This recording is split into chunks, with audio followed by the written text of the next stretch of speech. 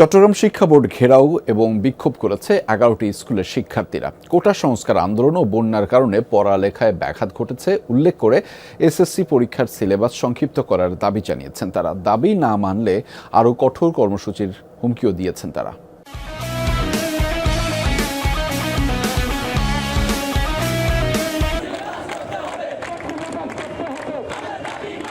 SSC পরীক্ষার syllabus সংক্ষিপ্ত করার দাবিতে সকাল 10টা থেকে চট্টগ্রাম শিক্ষা বোর্ডের সামনে অবস্থান নিয়ে বিক্ষোভ করে মিরসরাই ও সীতাকুণ্ড উপজেলার ১১টি স্কুলের শিক্ষার্থীরা।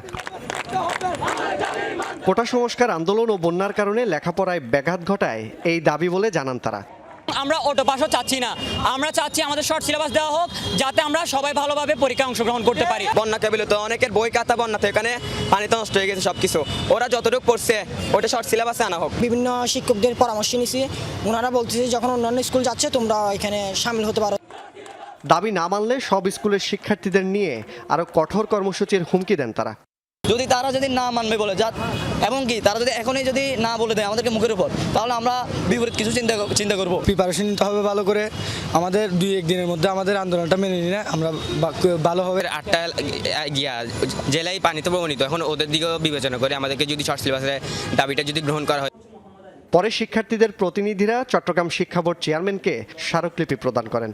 তাদের দাবির সপক্ষে যুক্তি দেখিয়েছে, এগুলো তারা লিখিতভাবেও জানিয়েছে। এটা আমি যথাযথ কর্তৃপক্ষকে জানিয়ে দেব।